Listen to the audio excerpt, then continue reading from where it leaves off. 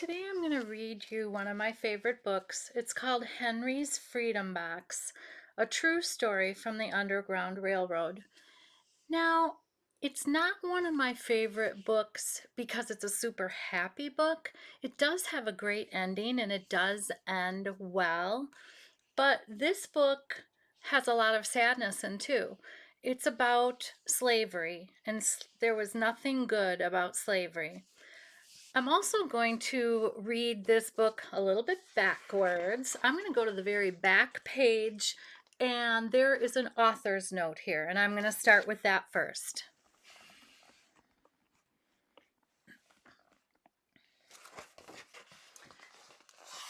It's a little bit lengthy, but I'm going to read it. It says, in the mid 1800s, there were about 4 million slaves living in the United States. Slaves were owned like tables or cows or wagons. Historians believe that between 60,000 and 100,000 slaves escaped to freedom. They traveled on what became known as the Underground Railroad. The Underground Railroad, of course, wasn't a real railroad. It was all the secret ways slaves made their way from the south to the north.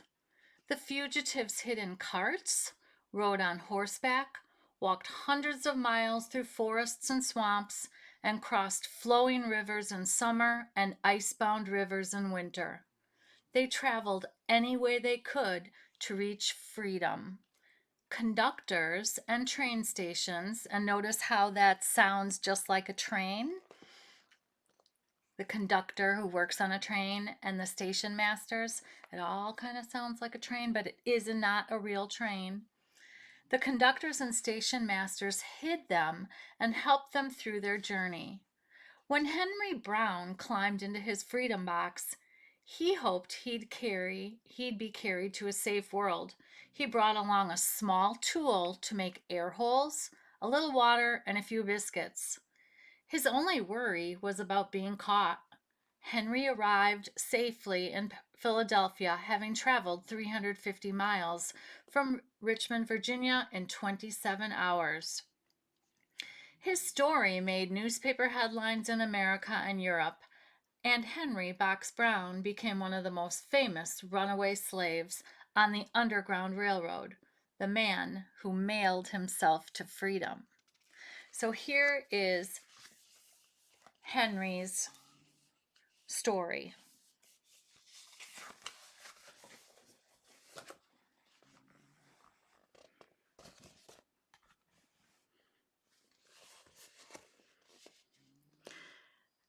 Henry Brown wasn't sure how old he was. Henry was a slave, and slaves weren't allowed to know their birthdays.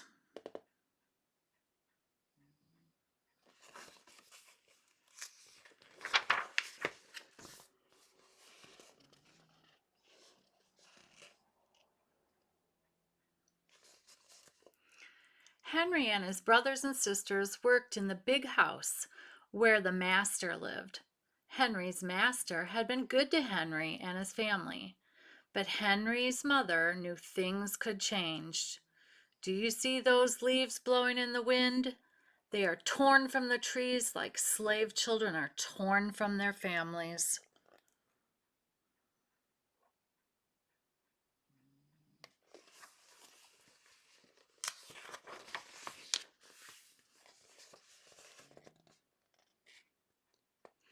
One morning, the master called for Henry and his mother.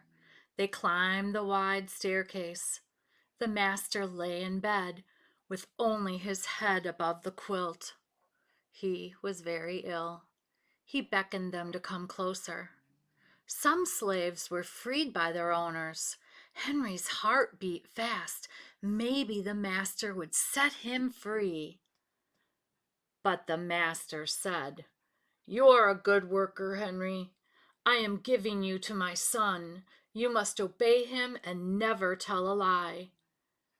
Henry nodded, but he didn't say thank you. That would have been a lie. Wow, I wonder how Henry and his mom felt at that moment. I can only imagine. Later that day, Henry watched a bird soar high above the trees. Free bird, happy bird, Henry thought. Henry said goodbye to his family. He looked across the field. The leaves swirled in the wind.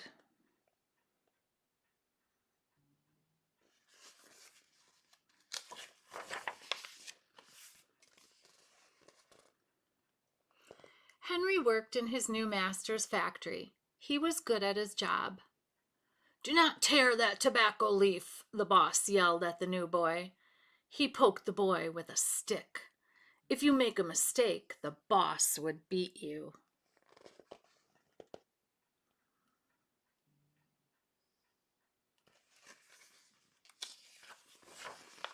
Wow, how many times have we made mistakes? And thank goodness nobody beats us. Henry was lonely. One day he met Nancy, who was shopping for her mistress. They walked and talked and agreed to meet again later.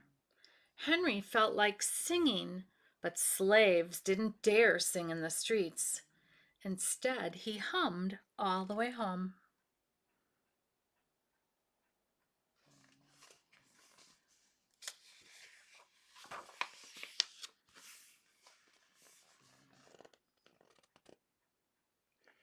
Months later, Henry asked Nancy to be his wife.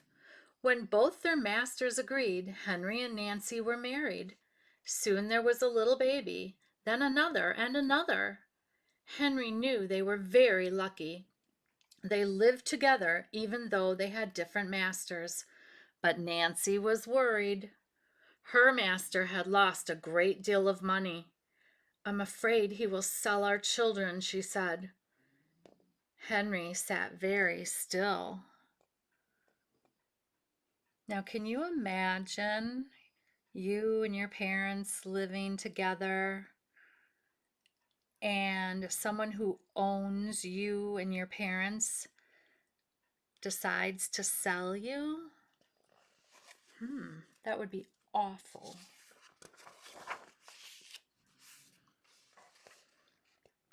Henry worked hard all morning. He tried to forget about what Nancy said.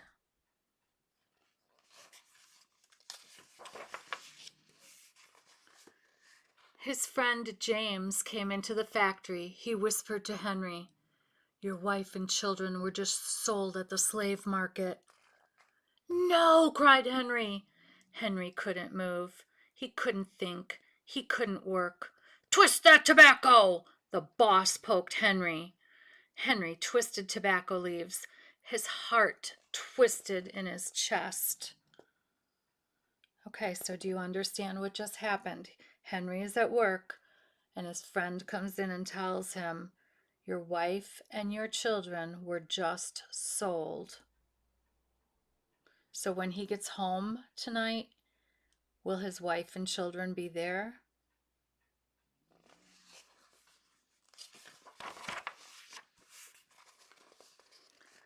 At lunchtime, Henry rushed to the center of town. A large group of slaves was tied together. The owner shouted at them. Henry looked for his family. "Father! Father!" Henry watched his children disappear down the road. Where was Nancy? He saw her the same moment she saw him. When he wiped away his tears, Nancy, too, was gone.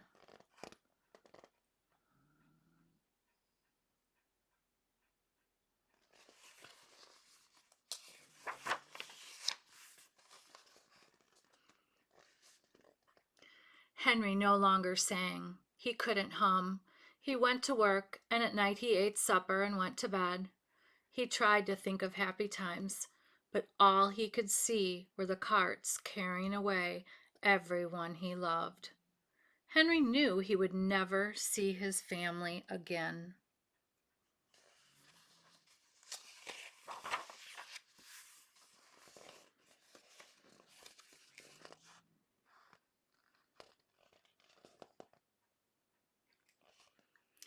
Many weeks passed. One morning, Henry heard singing. A little bird flew out of a tree into the open sky. And Henry thought about being free. But how? As he lifted a crate, he knew the answer. He asked James and Dr. Smith to help him. Dr. Smith was a white man who thought slavery was wrong. They met early the next day at an empty warehouse. Henry arrived with a box. I will mail myself to a place where there are no slaves, he said. James stared at the box, then at Henry. What if you cough and someone hears you? I will cover my mouth and hope, said Henry.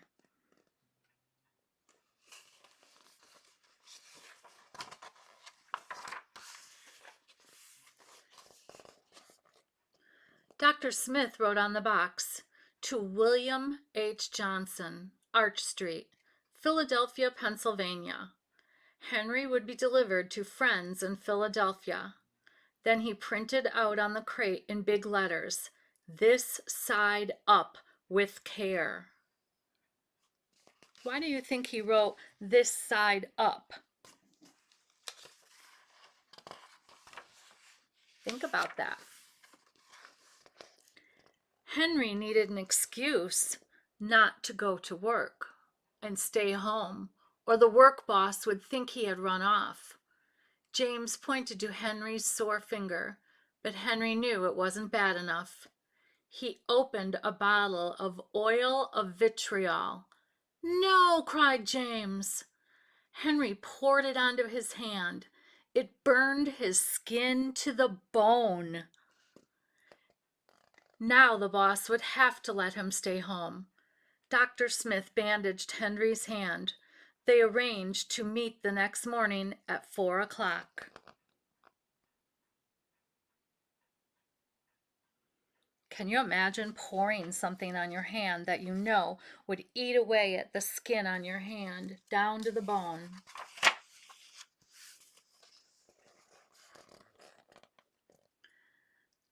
The sun was not yet up when Henry climbed into the box. Ready, he said. James nailed down the lid. Dr. Smith and James drove to the station. The railway clerk tipped the box over and nailed a paper to the bottom. Dr. Smith begged the clerks to be careful, but they didn't listen. They threw the box into the baggage car.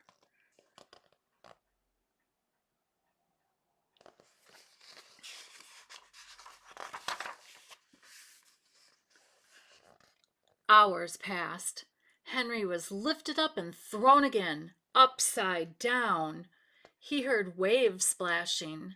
This must be the steamboat headed for Washington, D.C. The ship rode smoothly, but Henry was still upside down. Blood rushed to his head. His face got hot. His eyes ached. He thought his head would burst.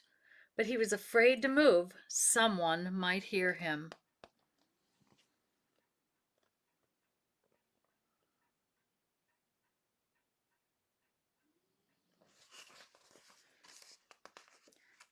If you hang upside down, like on a monkey bar or something, when people say the blood is rushing to your head, it's not meaning that you're cut and blood is oozing out of you. It just means that the blood is flowing towards your head, inside of your body, and you can get a terrible headache and feel lightheaded. I'm tired of standing, said someone. Why don't we move that box and sit on it, said another. Henry held his breath. Could they be talking about his box? If you look closely at the pictures, the illustrator made it so you could see all the positions that Henry ended up in.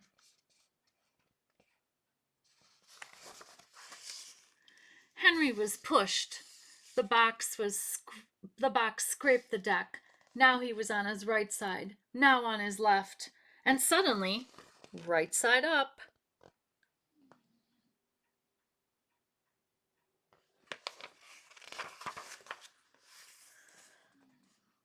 What do you think is in here? Said the first man. Mail, I guess, said the other. I am male, thought Henry, but not the kind of male they imagined. Henry was carried off the steamboat and placed in a railroad car, this time head up. He fell asleep to the rattling song of the train wheels.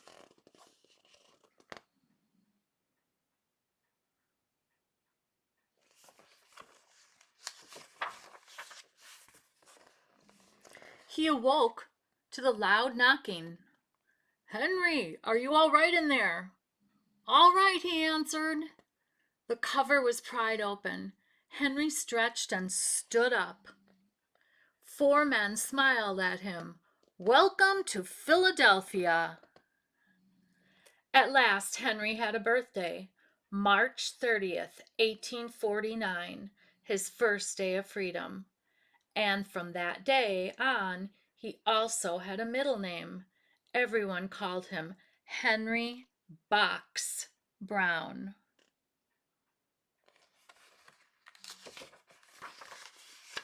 And that's the end of the story. So, like I said before, yes, it has a happy ending, but there sure is a lot of sadness in this story. But I think it's important because it is part of our history, and by understanding history, we want to make sure that we don't let certain things happen again.